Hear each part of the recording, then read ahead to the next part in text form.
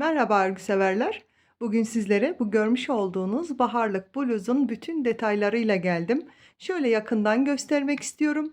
Modası hiç geçmeyecek olan çok güzel yaprak desenleriyle başlayıp bütün olarak örülen tamamen dikişsiz tamamlanan bir bluz oldu. Tam da mevsimi gelmişken sizlerle bunu paylaşmak istedim. Şöyle daha detaylı göstermek istiyorum. Üst kısmında yaprak desenleri ve alt kısmını düz olarak çalıştım ve ben kısa kollu olarak tamamladım ama eğer isterseniz uzun kollu olarak da tamamlayıp kullanabilirsiniz. Hemen arka kısmını da göstermek istiyorum. Bluzun arkadan görüntüsü de bu şekilde. Gördüğünüz gibi çok şık ve hafif bir bluz oldu ve sadece 2 yumakla bu bluzu siz de örüp kullanabileceksiniz. Eğer hazırsanız detaylara geçelim. Bluzun detaylarına geçmeden önce küçük bir hatırlatma yapmak istiyorum. Eğer kanalıma abone değilseniz abone olup bildirimleri açarsanız yeni videolardan ilk siz haberdar olursunuz. Videoyu sonuna kadar izleyip beğeni yorum bırakarak daha çok kişiye ulaşmama yardımcı olabilirsiniz. Bu hatırlatmayı yaptıktan sonra hemen bluzum hakkında detaylara geçiyorum.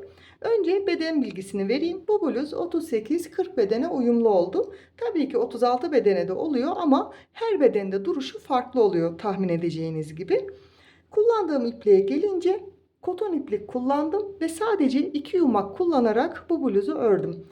Ben 4 milim misinalı şiş kullandım ama 3,5'la da ya da 4,5'la da elinizin sıkılığına, gevşekliğine göre bunu ayarlayabilirsiniz. Hemen ölçüsünü vermek istiyorum. Omuzdan aşağı ölçtüğüm zaman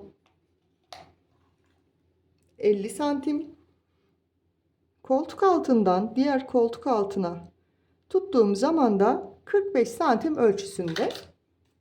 Ben biraz kısa çalıştım. Tam bel hizasında pantolon üzerinde bitsin diye. Tabii ki eğer daha uzatırsanız, kollarını uzatırsanız bu sefer kullanacağınız iplik sayısı değişecektir. Bu ölçülerde ben 2 yumakla 4 milim misinalı şiş ve 2 yumakla bu bluzu tamamladım. İlmek sayısına gelecek olursak önce şöyle bir göstermek istiyorum. Yakadan başlamalı bir model. Şöyle çizdim sizin için. Kare yaka oldu gördüğünüz gibi.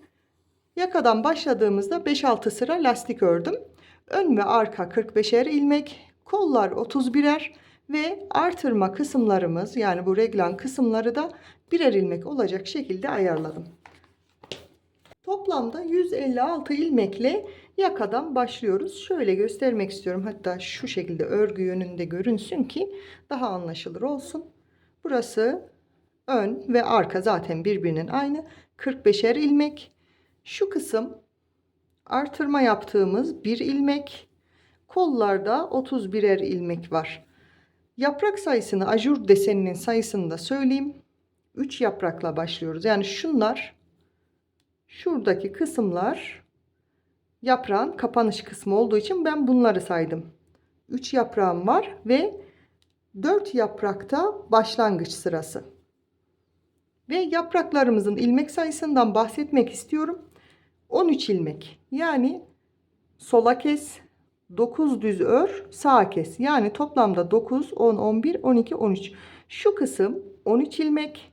Burada bir ilmek dola, bir düz dola şeklinde o şekilde hesaplanıyor ve hemen şu artırma yerinde bir küçük detayı göstermek istiyorum.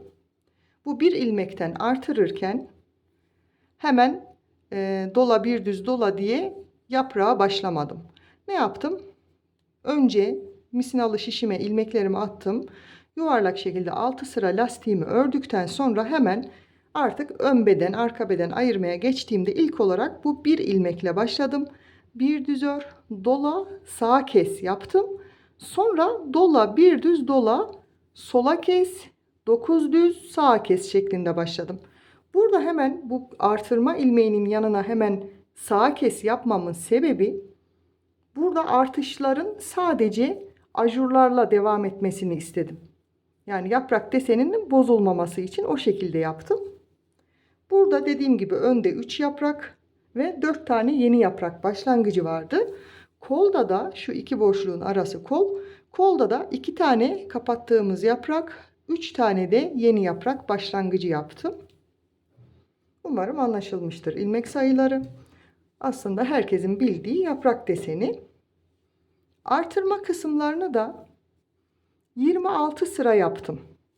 26 sıra artırmayı yaptıktan sonra kolları ayırıp artık bedeni bütün düz olarak devam ettim. Ama tabi bedene göre artırma sayınız da değişecektir. Şöyle söyleyeyim. 2 sıra yaprağı yaptıktan sonra zaten ikinci yaprağı kapatırken buradan düz örmeye başlıyoruz. Bu da farklı bir ajur gibi görünmüş oldu.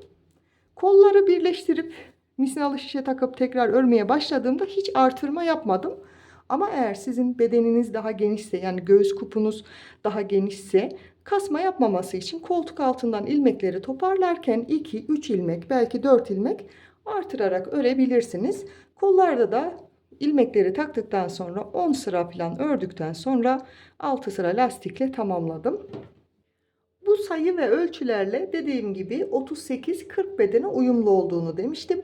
Ben 4 milim şişle ördüm, koton iplikle. Eğer 4 milim değil de 3,5 milimle örseydim bir beden küçülecekti. Siz de 40 beden değil 42 bedeni olsun ya da 40 bedenim ama daha salaş bir bluz istiyorum derseniz 4,5 milim şişle de örebilirsiniz. Tabii ki elinizin sıkılığı, gevşekliği de ölçülerinizi değiştirecektir. Bunu da unutmayın. Hani sıra sayılarından ziyade önemli olan santim ölçüsüdür. Ve daha büyük bedenler ne yapacak? Nasıl beden büyütme yapacağız? Hemen şöyle göstermek istiyorum. Ne demiştik? Sola kes, 9 düz, sağa kes. Yani buradaki yaprağın kapanışı toplamda 13 ilmekti. Siz bunu 13 değil 15 ilmek olarak hesaplarsanız otomatik olarak ne olmuş olacak? Bedeniniz genişlemiş olacak. Ama daha büyük bedensiniz, yani 50 bedene kadar ya da daha büyük bedenlerdesiniz. O zaman nasıl hesaplarsınız? Benim 3 tane kapanan yaprağım var. Siz buraya 3 değil 4 yaprak yaparsınız. Arkada aynı şekilde olacağı için o zaman beden otomatik olarak büyümüş olur. Ve ben kolda dediğim gibi hiç artırma yapmamıştım. Daha büyük bedenlerde 3 ilmek 4 ilmek artık genişliğinize göre artırdıktan sonra bedeni aşağıya indirebilirsiniz. Bu şekilde ayarlamalar yapılarak istediğiniz bedene göre örebilirsiniz. Son olarak tekrar bir kısaca bahsetmek istiyorum. 4 milim şiş ve koton iplikle şişime, misinalı şişime 156 ilmek attım ve yuvarlak şeklini ve bu yuvarlak şeklini verirken de ilmeklerin dönmemesine dikkat ederek 6 sıra lastik ördükten hemen sonra ön ve arkayı ayırmaya başladım. İlk olarak bir düz dola, sağa kes, tekrar dola, bir düz dola, sola kes şeklinde başladım. Yine burada tekrarlarımı yaptıktan sonra ajur sayılarını vermiştim. Diğer kol kısmına gelirken, yani bu artırma kısmına gelirken son olarak sağa kes, dola, bir düz dola, sola kes, dola, bir düz dola ve sağa kesle kola geçtim. Yine aynı şekilde dönerek yaprak ajurlarımı tamamladım. İlk sırada 3 yaprak kapanışıyla başladı. Yani 4 tane yeni yaprak açılımı yaptık. İkinci sırada da toplamda 5 yaprağımız oldu. Kolda 2 tane yaprakla başladım kapatırken. Yani ilk yaprağın kapatmasıyla başlıyorduk ya. 3 tane de yeni yaprak açıldı. Ve ikinci sırada da 1, 2, 3, 4 tane yaprağım olmuş oldu. 2 sıra yaprak kurdum ama siz isterseniz bunu 3 sıra olarak da yapabilirsiniz. Ve 26 sıra artırmamı yaptım. Hatta bunun ölçüsünü vermedim sanırım. Onu da vereyim, santim ölçüsünü. Çünkü herkesin eline göre sıra sayısı ve santim değişir. Şöyle ilk başladığım sıradan lastiği de dahil ediyorum bu kısma. Lastik de dahil 22,5 santim. Siz isterseniz 26 değil 28 yaparsınız. Üzerinizde prova ederek bunu ölçmeniz daha iyi olacaktır. Ve 2 sıra yaprağı tamamladıktan sonra artık döne döne düz bir şekilde ördüm. Ve istediğim ölçüye gelince yine kaç sıra örmüşüm hemen bakıyorum. 10 sıra lastik ördükten sonra ilmeklerimi kapattım. Ve kola yine ilmeklerimi şişe taktım. Hiçbir artırma yapmadan 10 sıra örüp 6 sırada lastikle tamamladım. Ve bluzum bu şekilde 2 yumaktan çıkmış oldu. Uzun kollu, daha uzun bedenli yaptığınız zaman ip sayınız da artacaktır. Siz ona göre iplerinizi ayarlayabilirsiniz. Tam mevsimi gelmişken herkesin dolabında olması gereken bir parça diye düşünüyorum. Tam yeşil renk de bahara uygun oldu ama açık renklerle de, daha koyu renklerle de, farklı renklerle de deneyip örmenizi tavsiye ederim. Ben çok beğendim bu bluzu. Umarım siz de benim kadar seversiniz ve kolaylıkla örüp kullanabilirsiniz. Beni buraya kadar izlediyseniz beğeni ve yorum bırakmayı unutmayın. Yeni videolarda görüşmek üzere. Hoşça kalın.